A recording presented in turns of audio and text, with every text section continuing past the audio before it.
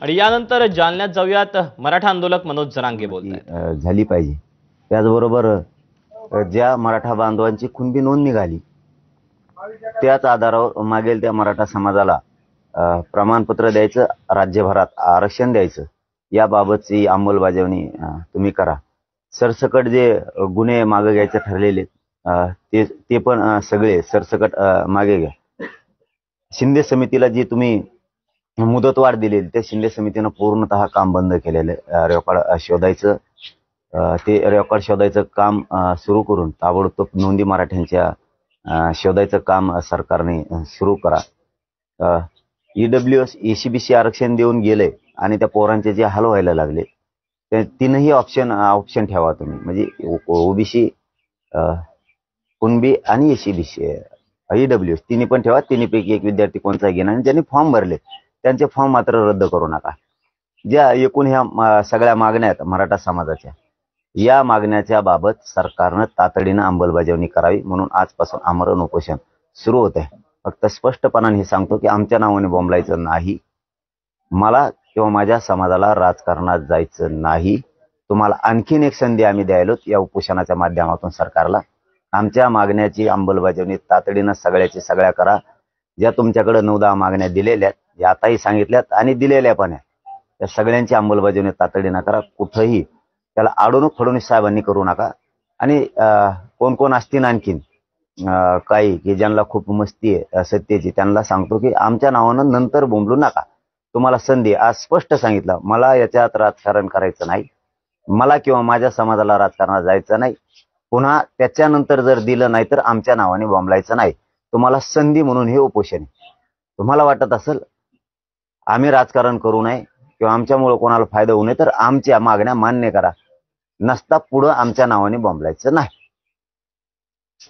सगळी सोयऱ्याच्या अंमलबजावणीसाठी तुम्ही अनेक वेळा ताकीद दिली, त्याबाबत काय हालचाली होताना दिसत, जसं गॅजेटची चर्चा चालू आहे ते लागू करतील, त्याच्याबद्दल तुम्ही सकारात्मक आहेत? त्या हालचाली तर 3-4 महिन्यापासून आहे। शंभूराजे साहेबांनी ते हैदराबादलाही समिती पाठवली होती, ती हालचाल सुरू आहे। सातारा संस्थान, बॉम्बे गव्हर्नमेंट हे तीनही लागू करणं अपेक्षित आहे। त्याचबरोबर सगळ्या सोयरीची अंमलबजावणी पण आमच्या व्याख्याप्रमाणे होणं अत्यंत गरजेचं आहे। ते पण आचारसंहिता लागायच्या आत मागेल त्या मराठा समाजाला कुणबी प्रमाणपत्र द्यायचं याचाही निर्णय होणं तातडीनं गरजेचं आहे। कारण हे शब्द त्यांचे आहेत, माझे नाही आहेत। कुठं मागण्या फिरण्या वाढत नाहीत आणि मराठा आणि कुणबी एकच आहे, 83 क्रमांकालाचे।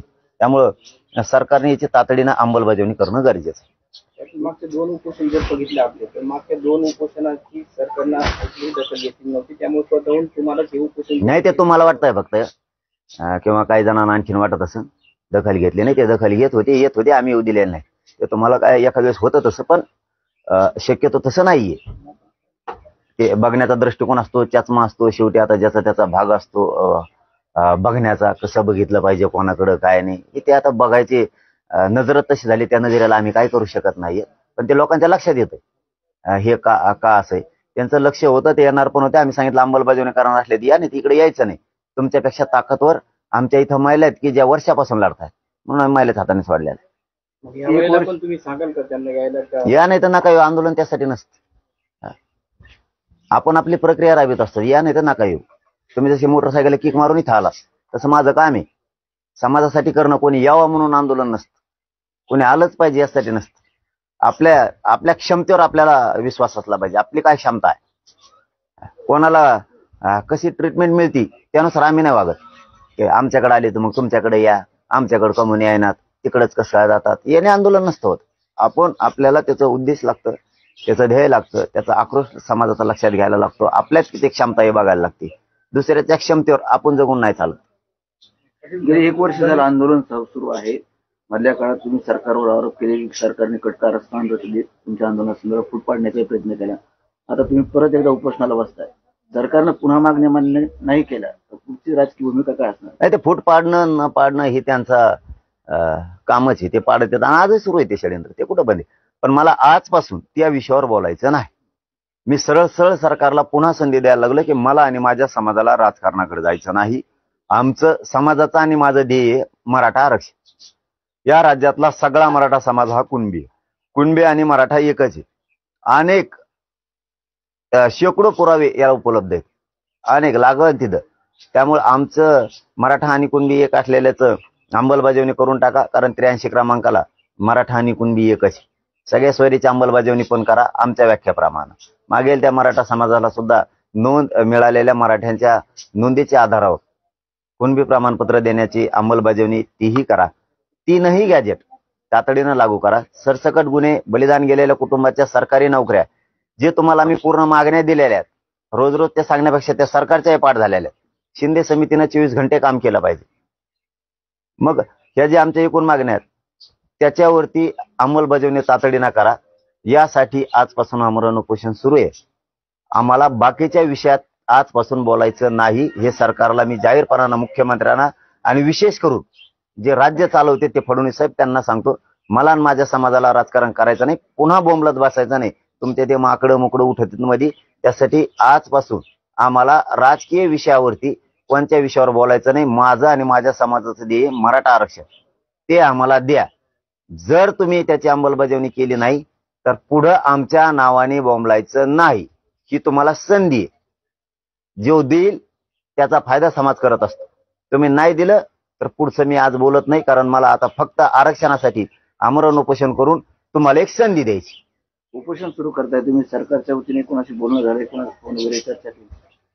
नाही, फोन नाही, काय नाही कोणाचा. आणि आम्ही ती वाट बघत नाहीत. मी मगाशी सांगितलं, निधून मागायचं असतं. मी आंदोलन करत असतो. माझ्या समाजाची शक्ती आहे. माझा समाज प्रचंड मोठा आहे. माझ्यात सुद्धा क्षमता आहे. मी लढायला सुरुवात करत असतो. कोण येईन नाही येईन म्हणून मी काम करत नाही.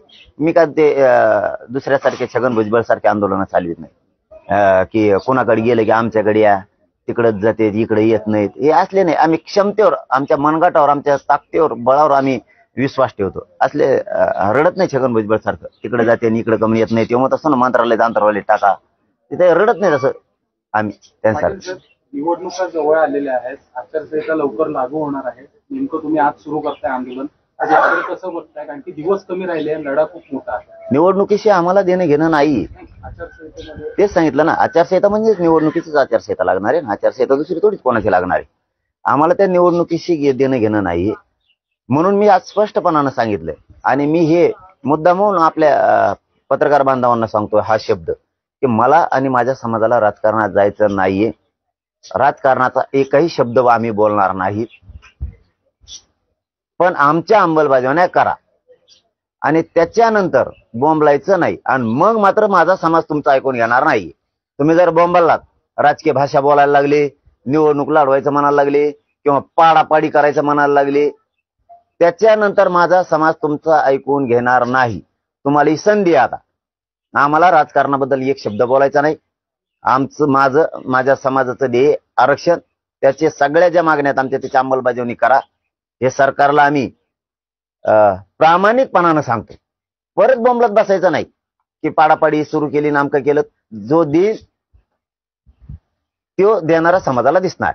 नाही दिलं बरोबर बोंबलायचं नाही, मराठी ऐकून बी घेणार नाही. म्हणून मी पुन्हा एकदा माझा जीव जाळायला लागलोय. सरकारला संधी आता द्या. तुमचे ठरले का दादा, मग काय करायचं निवडणुकीमध्ये? नाही, मी आताच सांगितलं की आम्ही सरकारला स्पष्टपणानं आपल्या सगळ्याच्या माध्यमातून सांगायला लागलो, की राजकारणाकडे मला आणि माझ्या समाजाला जायचं नाही.